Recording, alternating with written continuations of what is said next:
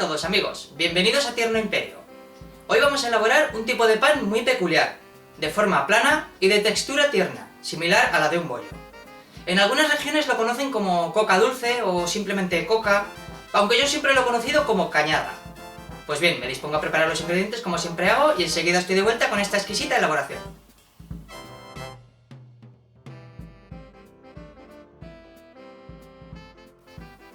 Bien, pues aquí están los ingredientes preparados para esta elaboración. Vamos a necesitar harina de fuerza, harina floja, agua fresca, agua un poquitín templada para diluir y activar esta poquita de levadura fresca prensada de panadero que tengo aquí. Como siempre os digo, existe su versión deshidratada en polvo, que esa se añade directamente al inicio del amasado junto con la harina y no es necesario diluirla en agua templada como vamos a hacer en este caso. Además, como siempre os digo también, si escogéis su versión deshidratada en polvo, tenéis que añadir una tercera parte. Si por ejemplo de esta, por decir algo, son 10 gramos, de la otra deshidratada en polvo tendrían que ser unos 3 gramos. Y también os digo siempre que no tenéis que confundirla con la levadura química tipo Royal, que esa sirve para masas batidas tipo bizcochos, plum cake, magdalenas, etc. Esto es una masa fermentada y por lo tanto tiene que ser levadura fresca de panadero, muy importante. Sal, azúcar invertido, que esto es azúcar con un proceso químico mediante unos ácidos, pero también podéis sustituirlo por miel. Esto lo que nos va a servir va a ser para fijar, absorber y estabilizar el agua de la preparación en la que se encuentra.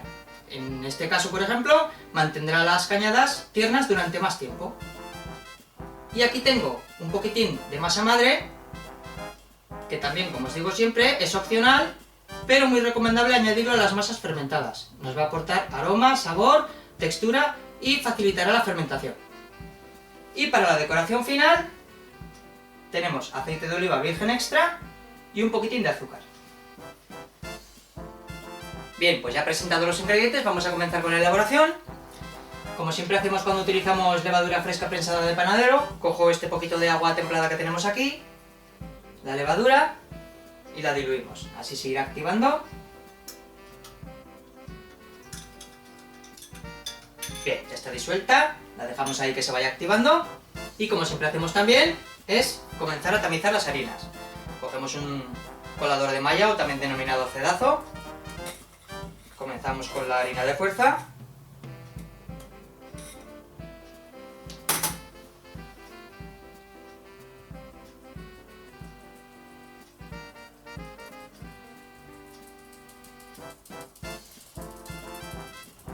Bien, hacemos lo mismo con la harina floja, exactamente igual. Me gusta mezclarlas porque la harina floja, al contener más humedad, pues le da una ternura extra a la preparación que la contenga.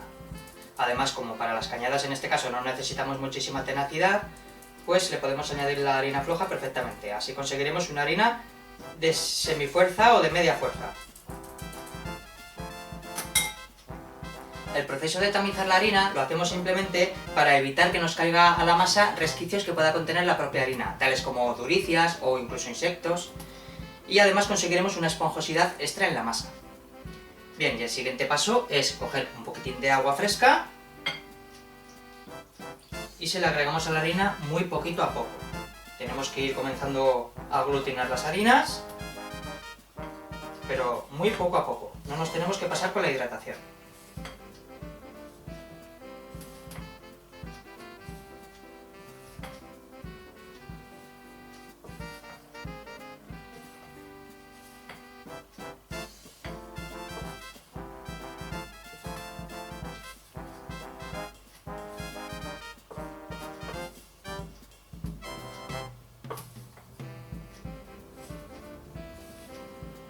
Bien. Ahora cogemos el azúcar invertido, que la misión del azúcar invertido es simplemente fijar, absorber y estabilizar el agua de la preparación en la que se encuentra. Esto lo que nos va a proporcionar es muchísima más ternura en la pieza durante más tiempo. Si no sabéis cómo elaborar el azúcar invertido o no sabéis dónde conseguirlo, pues perfectamente podéis sustituirlo por miel. La miel es el azúcar invertido natural. Muy poca preparación. Además, el azúcar invertido a los 75 grados ya pierde su poder higroscópico. pero si está rodeado de algún líquido o alguna pieza con humedad, pues se mantiene. En este caso, la pieza de pan va a llevar humedad, por lo tanto vamos a mantener las propiedades higroscópicas. Pero repito que muy poquito, porque esto tiene un poder edulcorante de 133%, más que el azúcar. Más o menos unos 15 gramos será suficiente. Vamos aquí. Lo mezclamos bien.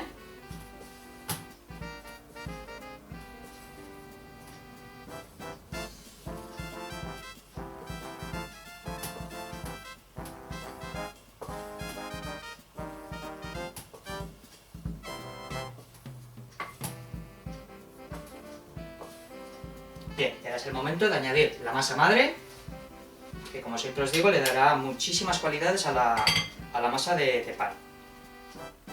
Es completamente opcional y si queréis elaborarla pues tengo un vídeo en mi canal con los pasos a seguir y es muy fácil de preparar, ya lo veréis.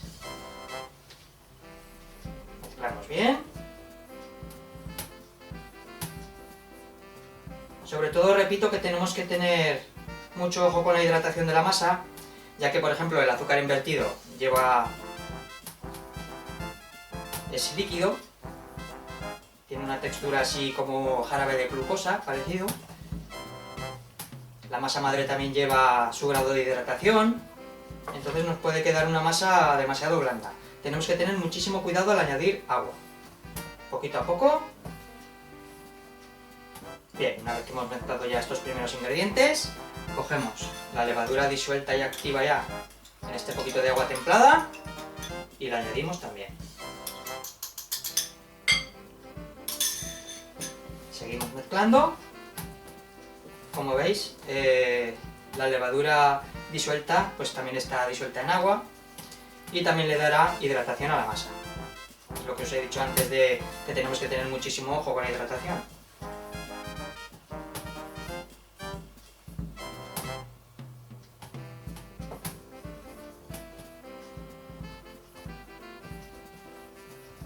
La sal, como siempre os digo cuando elaboramos una masa fermentada, se la agregamos al final, ya que interviene negativamente en la fermentación de la masa. Por lo tanto, yo siempre se la agrego al final. De no ser un caso excepcional, se la agrego siempre al final. Bien, cuando veamos ya que ya nos cuesta darle vueltas con la cuchara, es el momento de llevárnosla a la mesa para el amasado a mano. Cogemos un poquito de harina y le echamos sobre la mesa, con una película muy fina de momento.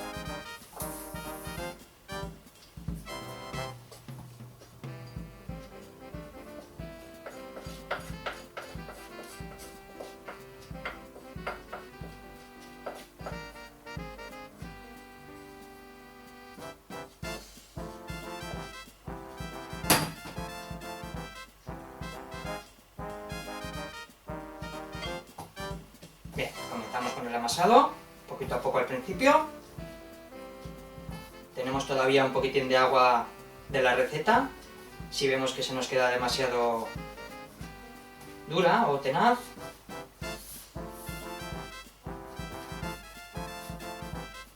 Poco a poco ya iremos generando la red del gluten, de la harina, y se nos irá quedando cada vez más elástica la masa.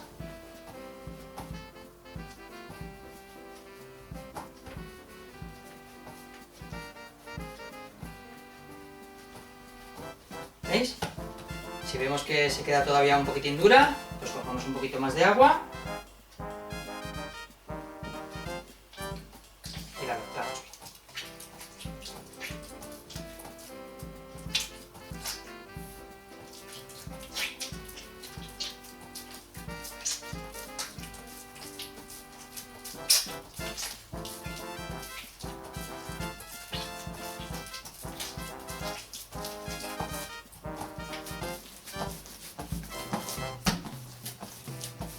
La forma de amasar a mano, como siempre os digo, hacemos media vuelta y la estiramos, con mucho cuidado también, no es necesario rasgarla, sino estirarla, vuelta y estirarla, vuelta y estirarla. Esto simularía el el movimiento de la máquina amasadora de gancho, que lo que hace es envolver la masa y volverla a estirar. ¿Veis? Sí. Esta es la forma más peculiar, por así decirlo. Hay otras muchas, como por ejemplo es envolver la masa hacia nosotros mismos y volver a hacer lo mismo de la otra manera. Así, ¿veis? Esta es otra manera. Y luego hay otra manera también, que es darle un pequeño golpe en la mesa, envolver la masa y volverla a coger. ¿Veis? Esas son las tres maneras más características, por así decirlo, del amasado a mano. Podemos ir alternando una u otra, ya que de una manera a otra dista un poquito lo que es el tema de la oxigenación de la masa, pero vamos, las tres tienen su propio fin.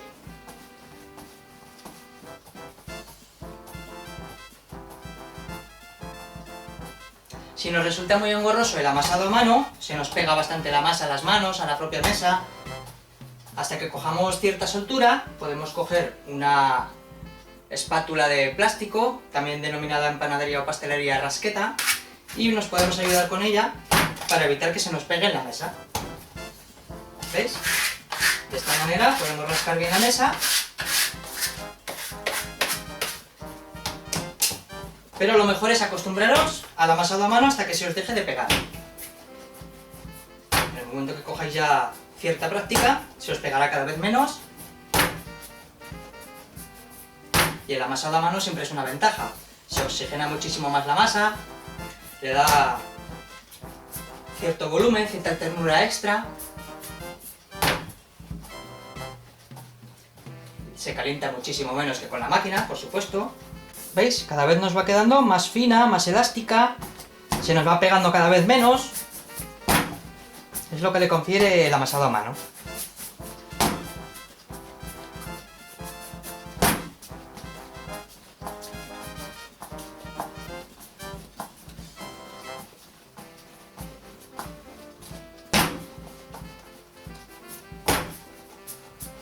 Bien, y ahora, una vez que le hemos dado ya su primer proceso de amasado a mano, vamos a proceder a incorporarle la sal.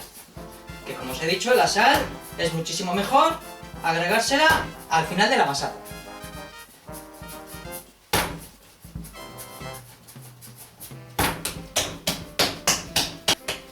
Formamos una torta plana, espolvoreamos la sal por encima y con un poquitín de agua para ayudar a la disolución de la misma,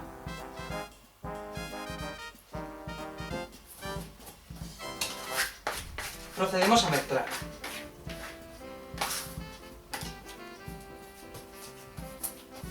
¿Veis lo que os decía antes del tema de agregarle poquito a poco el agua? Ahora, por ejemplo, si le agregamos un poquito más de agua, pues todavía se nos quedará muchísimo más blanda.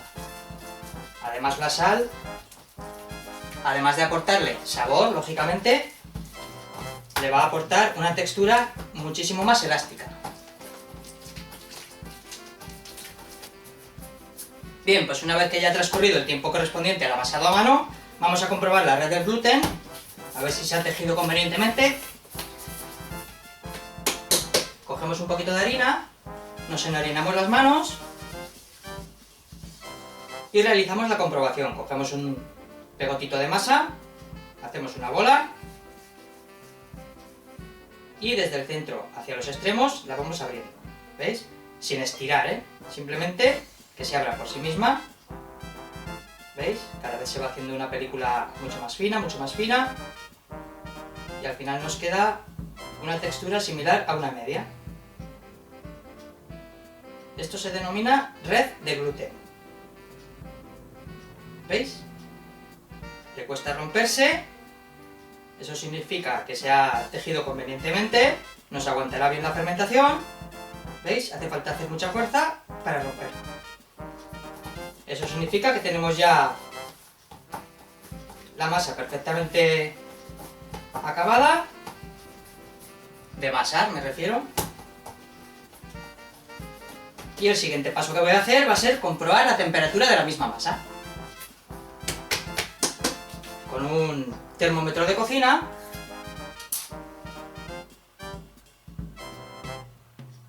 Esperamos que se ponga a 0.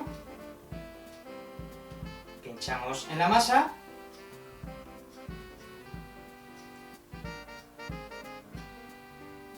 Comprobamos que se sitúa en 26,9. Lo normal para una masa es que se sitúe entre 22 y 26 grados, pero bueno, debido a la estación en la que estamos, casi en verano, pues es normal que se caliente un pelín más. No obstante, solo nos hemos pasado en casi 1 grado, vamos, tampoco es alarmante.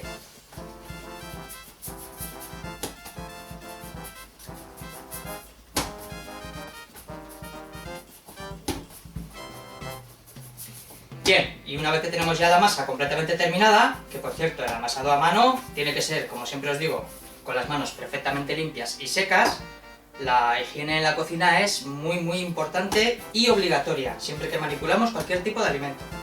Siempre os lo digo y me repito, pero tenéis que tenerlo muy en cuenta.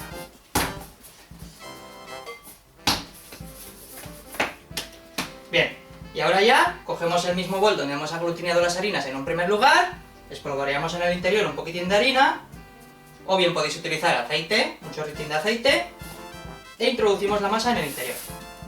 Cogemos un paño de cocina, un poquitín húmedo, o bien podéis utilizar papel film, y tapamos el bol.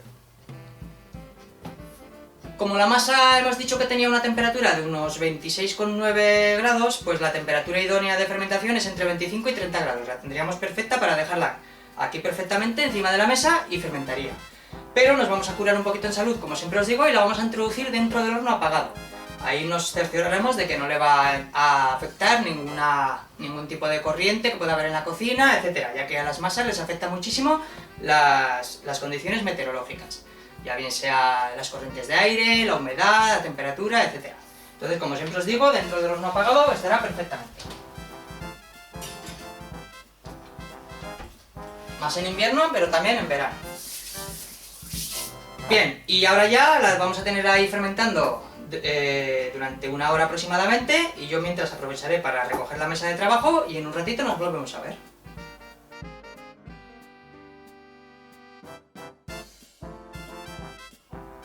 Bien, transcurrido el tiempo de la primera fermentación de la masa, vamos a proceder a dividirla. La sacamos del horno.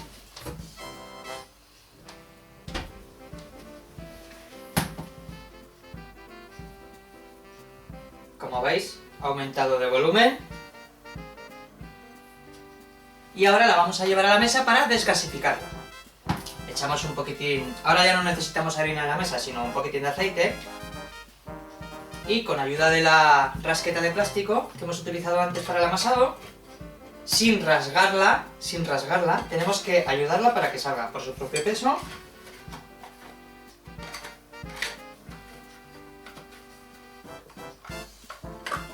Bien. Y ahora, como ya os he dicho, vamos a pasar a desgasificarla. Desgasificarla le proporcionará un aroma y un sabor extra a la masa. Los gases de la propia fermentación que hemos conseguido hasta ahora van a añadirle esas dos cualidades. ¿Veis? No se trata de amasar, ahora solamente desgasificar. Así, con cuidado.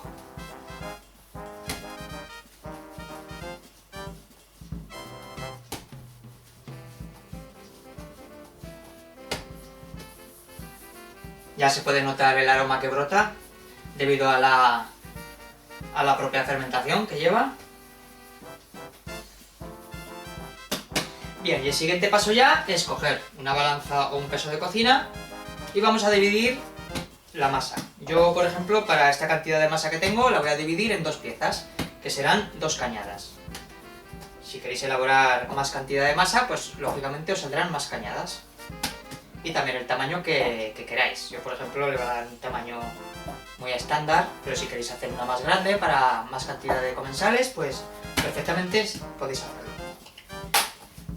Voy a pesarla, a ver cuánto pesa la bola. 716. Más o menos por la mitad.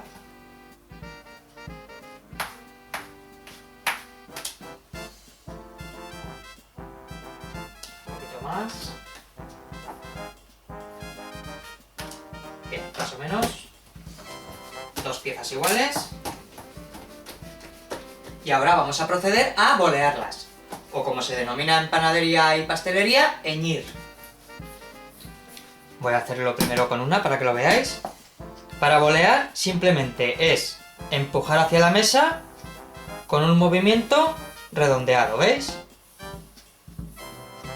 Lo que vamos a conseguir con esto es añadirle presión a la propia bola de masa, cada vez más presión, y ahora que está un poquitín blanda, pues conforme le vayamos añadiendo más presión, pues se nos quedará más dura. ¿Veis?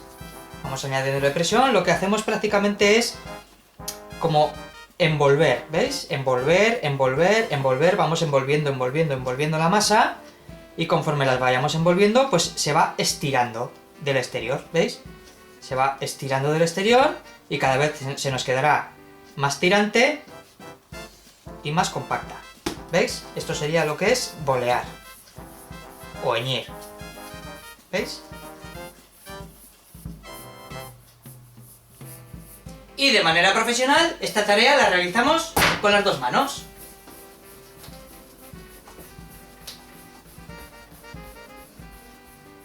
Bien, ya las tenemos bien boleadas, y el siguiente paso es coger un poquitín de aceite, lo echamos sobre la mesa,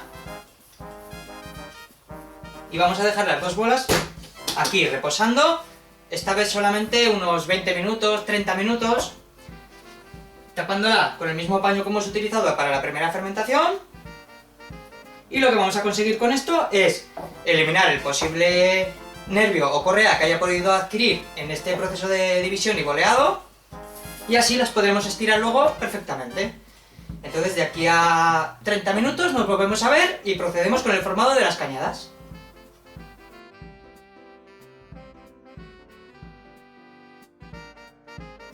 Bien amigos, pues tras este nuevo reposo de la masa, lo que vamos a hacer ahora va a ser proceder al formado de las cañadas, no sin antes crear una atmósfera de temperatura y humedad dentro del horno apagado, que esto nos va a hacer un poco las veces de fermentadora casera, por así decirlo, y para ello tengo un bol de cristal lleno de agua hasta la mitad más o menos, de agua hirviendo. Esto nos va a proporcionar un vapor y por consiguiente una temperatura, que es lo que necesitamos para la fermentación final antes de la cocción de las propias cañadas. Por lo tanto, abrimos el horno, cogemos el bol con agua hirviendo, mucho cuidado de no quemarnos, y lo introducimos hasta el fondo. Esto nos va a crear la atmósfera que necesitamos para la fermentación, como ya digo. Y ahora cogemos las bolas de masa que tenemos aquí, y con este pequeño reposo que le acabamos de dar, vamos a poder manipularlas perfectamente, eliminando el posible nervio o correa que haya podido adquirir la masa desde el último manipulado, ya que si la intentásemos estirar una vez boleadas, pues se encogería la masa debido a la fuerza que ha adquirido. Y ahora para el formado tenemos 2 opciones. Cogemos un poquitín de aceite en la mesa, muy poco, y podemos perfectamente hacerlo con la mano para darle el grosor y la longitud que queramos a la cañada.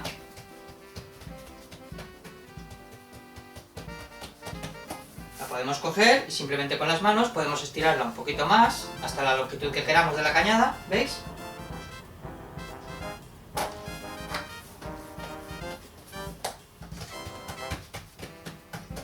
Y esto sería ya una cañada formada. Ya cogeríamos una bandeja de horno con papel sulfurizado y la pondríamos aquí. Hacemos hueco para las 2 que tenemos, abarcando lo que es toda la superficie de la bandeja. La acomodamos así un poquito. Le damos una forma así un poquito ovalada para hacerla más atractiva a la vista después una vez cocida.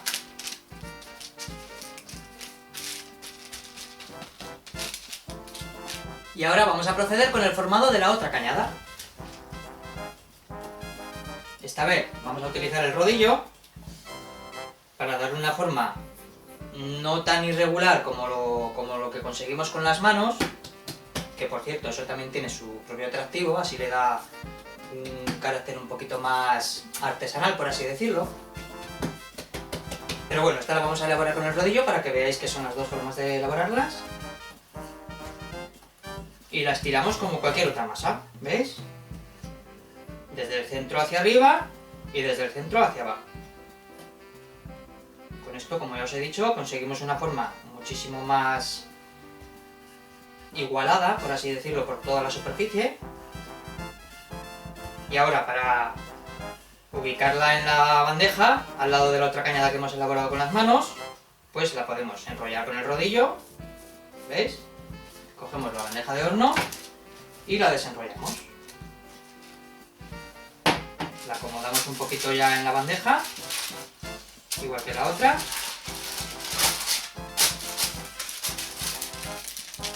¿Veis? Sobre todo tenemos que cerciorarnos de dejar la suficiente separación entre ambas, más o menos 2 dedos, para que no se peguen una vez que fermenten.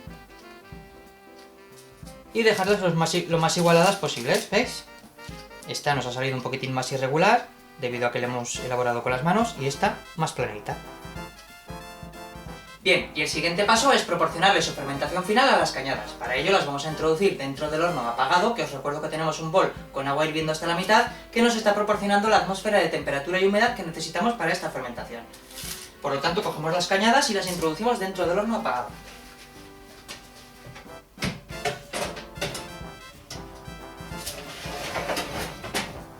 No es necesario taparlas, ya que el horno tiene suficiente humedad como para evitar que coja costra por la superficie.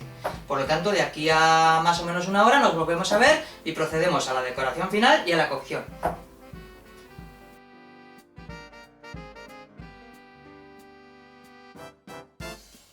Bien, transcurrido ya el tiempo de la fermentación final de las cañadas, vamos a proceder a la decoración y a la correspondiente cocción de las mismas.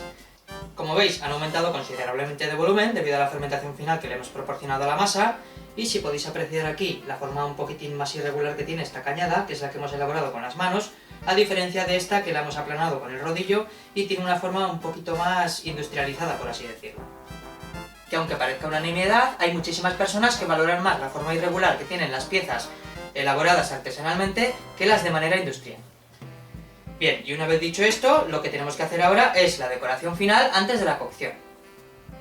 Podemos hacer infinidad de dibujos encima de la cañada, que lo que vamos a conseguir con ello es elaborar unos surcos donde va a permanecer estanco el aceite con el azúcar que le vamos a espolvorear antes de la cocción. Yo lo que voy a hacer en este caso va a ser unos dibujos con los dedos.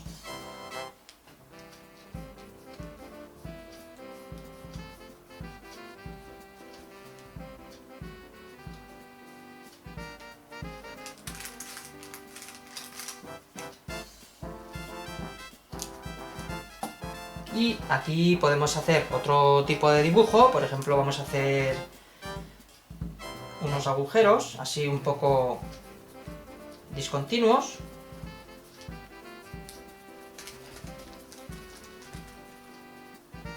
Bien, sería suficiente.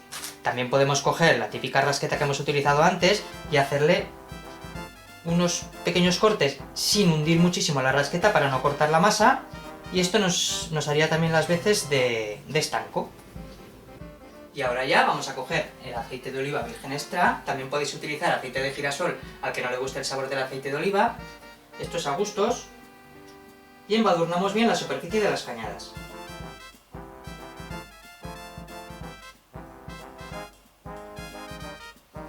¿Veis lo que os decía?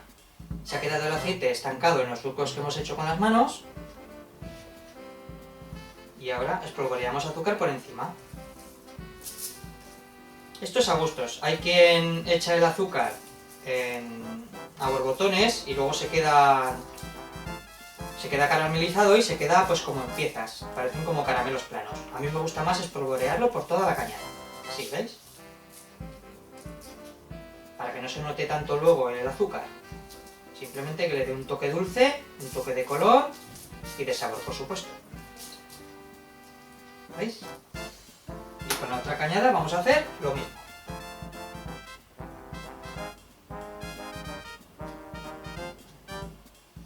Bien.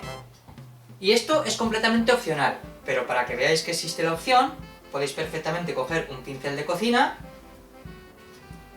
y extendéis bien el aceite. Ya os digo que no es necesario porque se embadurna bien toda la cañada, pero bueno, para que veáis que es posible. Y también existe la opción de dejar la cañada así, simplemente con aceite, y para los que no les gusten las cañadas tan dulces, pues perfectamente, como ya digo, se puede dejar así, pero yo en este caso, como me gusta más que caramelice el azúcar por encima, pues se lo voy a agregar. Pero que sepáis que existe la opción. ¿Veis? Con esto ya sería suficiente.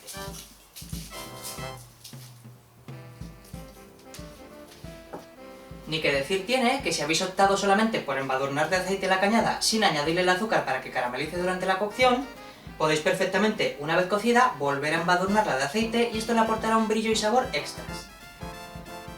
Bien, y ahora solo queda la cocción. Como podéis comprobar, he puesto a precalentar hace un ratito el horno a una temperatura alta, en torno a 250 grados, con la resistencia de arriba y de abajo, ya que las cañadas se tienen que cocer a una temperatura media-alta durante pocos minutos. En el caso de mi horno las vamos a cocer a unos 220 grados y luego os diré el tiempo que han estado cociendo. Dependerá ya del horno de cada uno, como os digo siempre.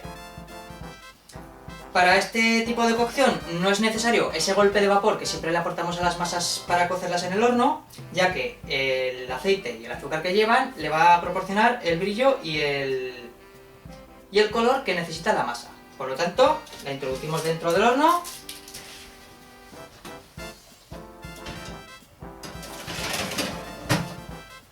Bajamos la temperatura a 220 grados. Mantenemos la resistencia de arriba y de abajo y luego os diré el tiempo que ha estado cociendo. Bien, en un ratito nos volvemos a ver y procederemos a la cata que siempre hago para transmitiros sabor, aroma, textura, etc. Y ya terminaremos el vídeo. Pues en un ratito nos volvemos a ver.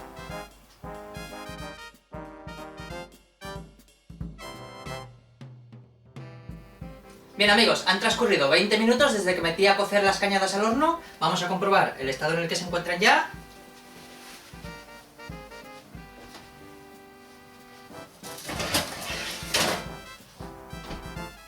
Sí, yo creo que ya más cocción no le tenemos que dar. Como podéis comprobar, el color es bastante reseñable de que han tenido una correcta cocción.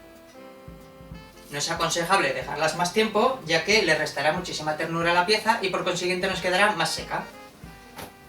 Y ahora ya voy a apagar el horno, que ya no lo necesitamos. Y ahora ya solo resta que se enfríe la pieza para proceder a la cata y transmitiros sabor, aroma, textura, como siempre hago con todas las piezas que elaboramos. Pues en un ratito, cuando ya se hayan enfriado, pues volvemos y terminamos con el vídeo.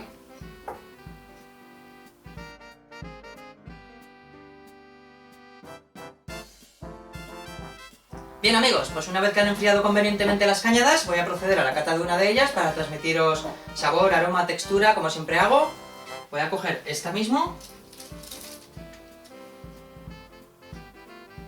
Como veis, la textura es extremadamente tierna, muy similar a lo que sería un bollo, una medianoche. ¿Veis? Y el aroma que desprende es increíble. Bien, pues voy a proceder a la cata. No es necesario siquiera ni un cuchillo, debido a la ternura que tiene la pieza. Con vuestro permiso, salud amigos.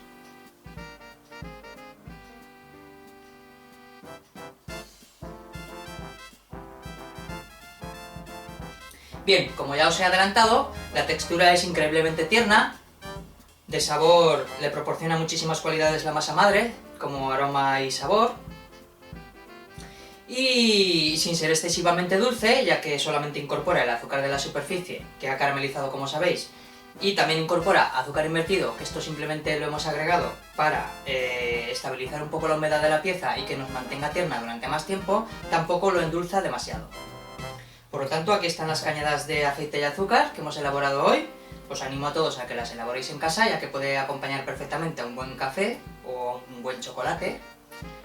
Y si os ha gustado el vídeo, podéis darle a me gusta tanto en la página de Facebook como en el canal de YouTube, o bien me podéis enviar un correo electrónico a tiernoimperio@hotmail.com y ahí me podéis hacer llegar lo que vosotros queráis, vuestra propia fórmula de cañadas o las experiencias que os ha transmitido elaborar estas mismas que he elaborado yo, en fin, lo que me queráis hacer llegar, ahí me llegará el correo.